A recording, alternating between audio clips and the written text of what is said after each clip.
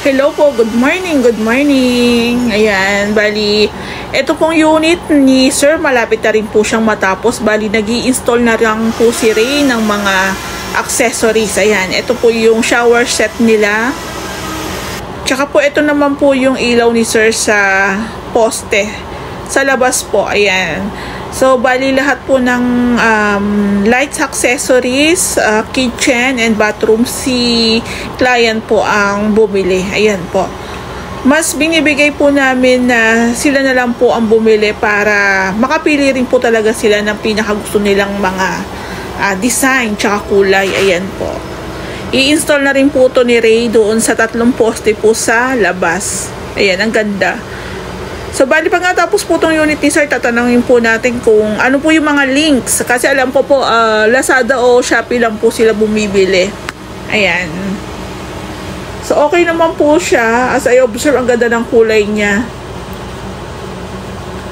So, imagine ito pong unit ni Sir na Angelitan House Inner Unit. 2 kulay lang po ang combination dito. Pero, napakasimple pero ang ganda po ng resulta ng pinaka-outcome.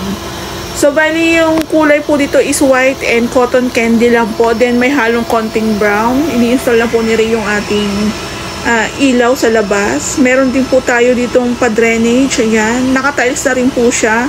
Then, meron na rin po siyang floor drain sa loob. Ayan. Then, lahat din po ng tiles dito, si Sir po ang pumili. Ayan. 40 by 40 po yung garage tiles po nila. Then, konting retouch na lang po tayo. Waiting na lang po kami sa pintura dahil kinulang po kami. Ayan po yung kanilang ilaw. Naka-metal spandrel din po sila dito. Napakagandang tingnan. Ayan o. Kulang na lang po yung mga outlet. Ayan. I-install din po natin siya. Meron din po tayong septic tank valve dito. Ayan. Napakalinis tingnan. 2 kulay lang ang ganda. Ang lakas ng dating. Yung cotton candy po parang kulay lang din ni Lumina. Parang light lang po siya na may pagka-brown. Pero gusto kasi ng may-ari, more on light lang po talaga. Actually, gusto nga po nila puti lang. Kaso sabi ko, baka naman po masita tayo ni Lumina kasi at least chocolate brown tsaka po black ang kulay po natin dito sa Lumina. Ayan. Yung main door din po natin, naka-retouch na rin po yan ng chocolate brown. Dito po sa loob, waiting na lang tayo may install yung ating center light. Ayan. So, yung spotlight nila, Sir, ayan, na-install na rin siya ni Ray. Yung unit nga po pala ni Sir, wala nga po pala kami ditong kitchen cabinet kasi gusto nila aluminum. So, pwede naman po yun. Bali, ang ginawa lang po namin is abang. Ayan. Then, sa pinaka-package po namin na isang buong unit, binawas na lang po na ni Ray yung pinaka-labor niya sa kitchen cabinets po. Ayan. So, pati po yung kanilang tiles dito sa kitchen, may halo lang po ng konting pagka-brown. Ayan po. Then, yung mga pailaw nila is may konting touch din po ng brown or gold. Ang ganda. Nakaka-excite ng matapos. Ayan po. Then, yung cove ceiling po nila is naka-PVC panels po yan na white din po na may konting siyang halo na gray. Kaya kung mapapansin nyo, may pagka light gray konti. Pero, okay na okay siyang ganda. Ayan po. Masyado lang maliwanag yung kanilang spotlight dito. Ayan, na-install na rin po ni Ray yung kanilang lababo. Si client team po ang bumili ng mga yan. Ayan po, i-install na lang ni Ray yung mga fittings, pati po yung ating gripo. Ayan. Ayan, nakapatong na lang po siya para mas salong-salo po talaga ni tiles yung ating lababo. Ayan po, yung fittings na lang ang kulang dyan. May nakaabang na tayo mga tubo. Ayan po. Then, dito po yung built-in stove ni Sir. Pinamove po nila ng konti na malapit po sa bar para daw meron pa rin daw silang space na gagalawan dito sa kabilang side. Ayan.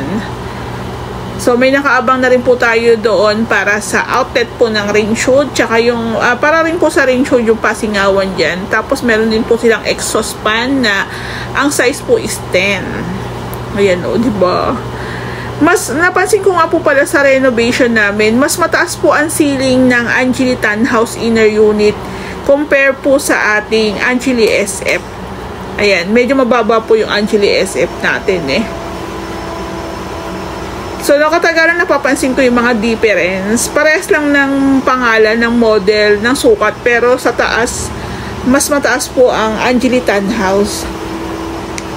So, itong ating handrail dito is i-retouch pa natin yan. Ayan na oh.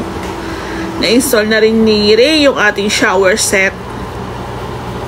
Meron pa po itong lavatory. Maglalagay din po tayo ng accent dyan. Fluted panels po na waterproof. Ayan. So, hindi talaga siya totally white lang. Meron po tayong accent dyan sa pinaka-bathroom nila. Ayan po. Konting linis na lang yan, okay na. Nagpalit din po pala sila ng toilet bowl. Choice po nila yon. Pwede naman po. Yung lavatory nila, i-install din po natin yan. Pero magpapalagay po muna sila ng aluminum cabinet. Mini aluminum cabinets po. Ayan. Cabinet. Yan po yung kanilang pailaw dito. 4 na pin lights, tsaka isang center light. Then, meron din tayong exhaust. Ayan po. Kompletos ricados na po yan. Meron din po silang mirror dyan. I-install din po natin yan sa mga susunod na araw. Ayan. Yung handrail po natin, cotton candy rin po yung kulay niyan. Sinadjust ko po sa may-ari na wag naman po masyadong plain white. Lagyan po natin ng konting combination. Ayan. So, gusto talaga nila medyo light lang talaga. Actually, yung tiles po, light lang din po talaga ang gusto nila. Kaso, wala po silang makita na medyo light pa dyan. Kaya, so, carry na po yung ganyan. Yung tiles po nila dito, ganyan po sana ang peg. Pero, okay lang din. Pati nga po dito sa hallway grills, gusto nila white lang. So, sabi ko nga, Sir Bob, yung pinaka-frame, gawin na lang po natin siyang cotton candy. May pagka light brown lang po siya. Pati po yung cornisa, sinadjust ko rin po na lagyan na lang po namin ng konting bale. Ayan. Kasi all white na po halos eh. So, bali ang kulang na lang po dito yung doorknob natin. Then, retouch po ulit natin yung ating pinto. Pati rin po itong hamba, sinadjust ko rin po kay Sir na lagyan din po namin siya ng cotton candy na pintura. Cotton candy nga po pala is ready mix na po siya na Davies. Ayan o, diba? Bentang-benta po talaga sa amin yung hallway grills. Maganda po talaga kasi, alam nyo ang gaan ng feeling pag umaakit ka sa second floor kasi nga hindi masyadong masikip. Ayan po, ito pong isang room dito, maliit lang po siya. Parang office room lang to ng may-ari. Ayan po. So, depende pa rin po sa nagpapagawa. Kung gusto nyo pantay lang po ang laki, okay lang din po yun. Then, yung roofing po nila, ayan, nakabit na rin po pala yung grills ni Lumina. Pipinturahan na lang po natin yung ating roofing dito. Meron na rin po siyang waterproofing, may Bulkasil na, tsaka flashing. Pintura na lang po yan. Ayan. Chocolate brown din po ang ipipintura natin siya dyan. Ayan. So, all white lang po talaga ang pinakapintura nila dito. May konti lang kaming brown. Ayan. Then, yung mga switch and outlet po natin, ikakabit na rin po ni Rhea. Ipafinalize na rin po namin yan. Ito po yung ilaw nila dito sa may hagdan.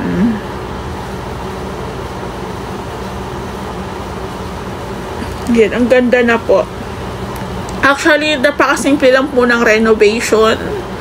Pero, yung pinaka-design po talaga namin, may-ari po talaga ang nagdi-design, hindi po talaga kami. Kumbaga kami lang po yung nag-execute. Ayan.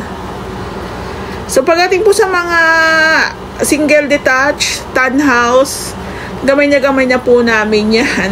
Medyo nga, meron akong project sa row house, medyo napapalaban kami. Kasi, syempre, first time namin makakuha ng row house, diba? Tapos, 3 units pa. Tapos, may isa po kami sa phase 4. Ayan. So, sabi ko nga po sa inyo, pagdating nga po sa mga accessories, si Ray po talaga ang in charge dyan. Ang ganda. Ang ganda ng gate. Ang ganda ng kulay. Pati yung kanilang, yung deco stone, hindi po to deco stone eh. Parang ano to eh. Parang Himalaya salt ka rin. Ay, char lang po pala. Parang kasing ganun ang peg niya. Pero ang ganda niya po, no? Parang mas matibay pa siya sa Deco Stone.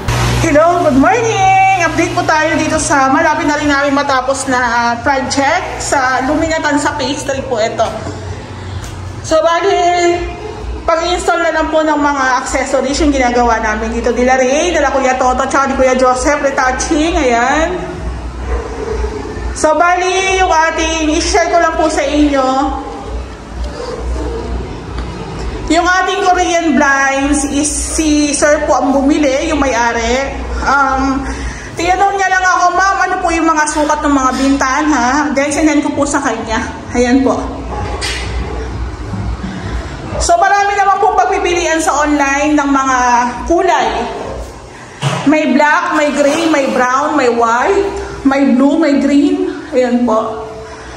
So, ito po, pre-install na po ito. Pre-install na po ito. Ayan. Mas preferred po namin yung blinds. No need na po kayong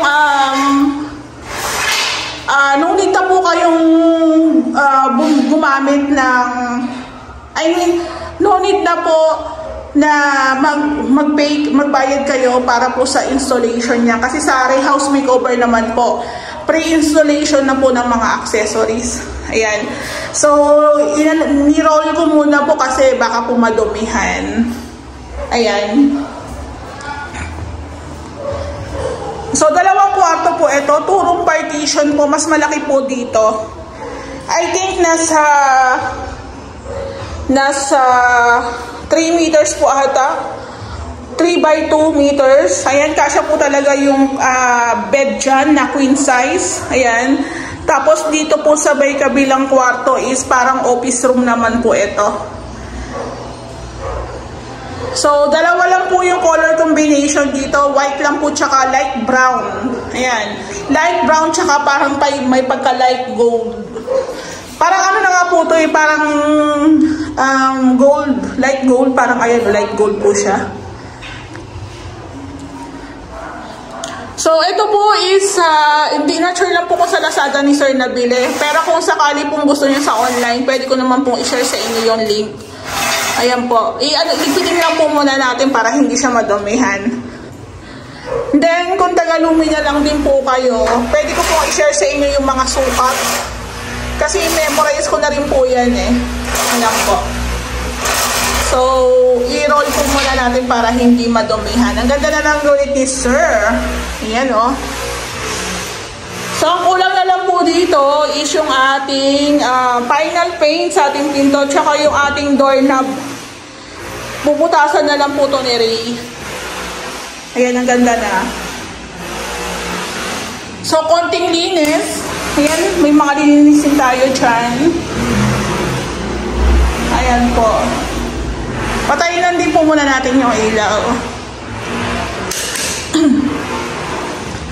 Andito nga po pala sa likod, ito po yung sinasabi ko sa inyo na inner unit po tayo, back extension. Ang permits po nasa 40,000, kasama na po yung construction ban. Pero sulit naman pag nagawa natin ng buo yung ating unit. Ayan, nilagyan po namin siya ng waterproofing na plexiband, tapos sista po yung aming pang-top coat. Ayan po. Tapos inayos na rin po namin yung mga tubo. Ayan.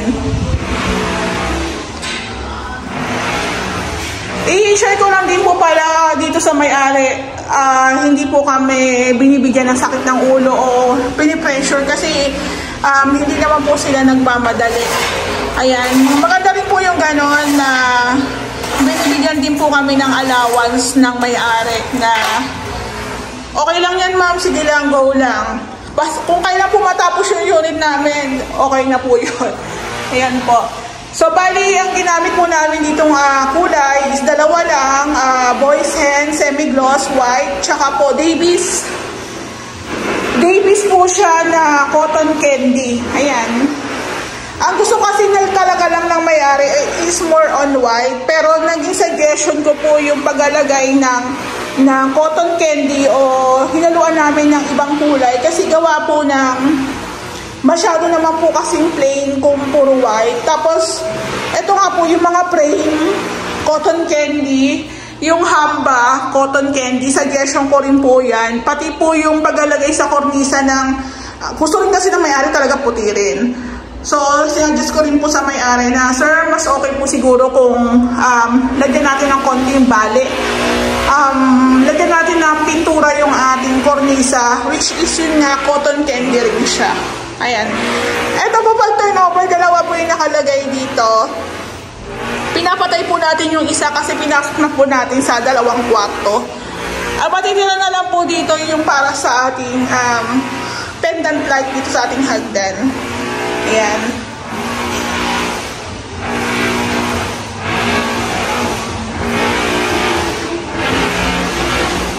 Patayin na po pala natin. Ayan.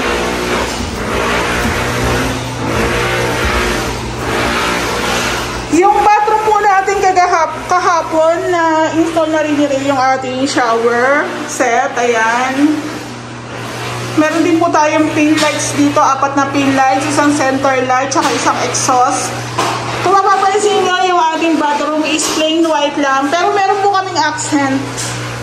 Yung accent namin is fluted po siya na waterproof. Pwede po siyang mabasa, medyo mas mahal, mas makapal din siya, mas mabigat. So, sakto-sakto po siya dyan. Ito nga po, nakat na siya. Nakat na siya, i-install na lang nila Rhea yan. Tapos meron din silang laboratory dyan na papagawan na lang po siya ng aluminum cabinet. Tapos dito nga po pala, wala tayong pinto. I-install din po yung kanilang aluminum door. Yan, abangan po natin yan.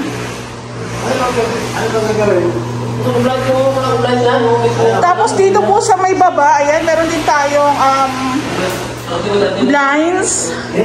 I-roll nyo lang natin kasi nga madudumihan.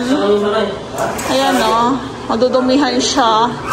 Kaya i-roll nyo po muna natin. I think sa pinaka-blinds ni sir, baka hindi pa siya umabot ng 5,000 dyan kung sa online.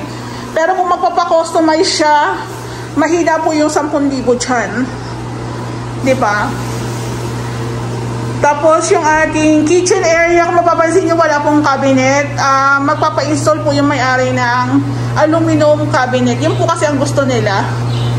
So, bali sa pinaka-package namin, binawas na po namin yung ating labor para sa kitchen cabinet. Bali, ang ginawa na lang po namin is abang po para sa ring shoot, saksakan. Ayan, meron na rin po tayong mga additional outlet dyan. So, ini-install na ni Ray yung ating lababo. Ayan. Tapos, meron tayo ditong spotlight, keme. Ayan o. So, maganda siya kasi masyadong mataas yung kanyang watch, no? Masyadong nakakasila, oh. Pero carry bells pa rin. Ayan, meron din tayong bar counter. Tapos, magpagawa ka pala ng additional outlet doon. Sa susaksakan ng TV. Gano, palinyahan mo na. Para isang kalat na lang. Tapos yung mga salamin yan. Pero yun yata ang salamin na isang i-install, hindi itong malaki. Yung malaki yata baka sa kwarto yan. So, meron din po tayong cove ceiling. Hindi pa namin ilalagay yung ating center lights. Yan. Tapos yung strip light ni sir, sila po ang bumili niyan. Di-remote po yan. Pwede po sa cellphone i-control. Ayan, sila po bumili. Gusto nila yung may kulay. Pero okay din po yan kasi white ceiling naman yung kanila. PVC panels nila is white. Kaya carry lang po na may kulay yung kanilang mga pailaw dito. Ayan o, diba? Ang bongles na. Sa ganda-ganda. Tapos dito nga po pala sa labas, nagre-retouch po kami. Yung pintura po kasi nito is sa Lazada pa namin binili. Ito po siya. 2 liter na po binili ko. Additional 2 liter. Actually, parang pang-apat na to, no? Pang-apat na po to. Minsan kasi dito sa All Home tsaka sa hardware, wala po silang mga ibang shades ng brown. So, tumitingin po ako sa Lazada. Ang gusto po kasi ng may-ari is medyo light lang talaga. Sobrang light lang talaga. Then, sila po yung pumili ng cotton candy. Ayan, Davis po siya. Waterproofing paint na rin, no? Ibig sabihin, pwede sa labas. Ayan. Ayan, ito, pwede sa exterior. Punong-puno pa siya. Tapos, ito nga po, nakatape din para secured na hindi siya magli-leaks. So, ito nga po, kung halimbawa bibiliin pa namin sa All Home to, maghahanap pa kami, hassle pa, tapos pamasahe pa. Ito, orderin lang natin, diba? Minsan, sa renovation, kailangan maging mautak kung saan ka mapapadali eh. Ayan, more on retouching na lang tayo. Tapos yung ilaw din dito nila ma'am, nila sir, ayan no, sila rin pong pumili niyan. Anong tawag dito? Medyo, ano lang po to, yung ilaw niya po hindi ganun kalakas, pero carry lang din naman po siya. Tapos yung tiles po natin dito sa flooring, 40 by 40 po to. Pang garage talaga. Garage style, ayan.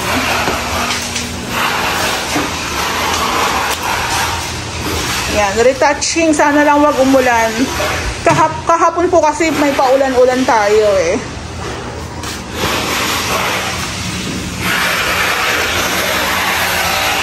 So, bali, na-install na rin po ni Ray yung ating ilaw dito sa may poste.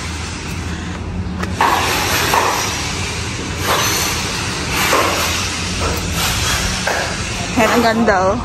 Kaso ang ganda rin ng basura. Yung basura po kasi hindi pa nakahakot. Ayan o. Konti na lang. Yung bubong, napinturahan mo na? Okay. Oo. Hindi ko pala napansin. So, inner unit po to na Angelitan House. Mas mataas po yung ceiling ng Angelitan House kaysa po sa SF.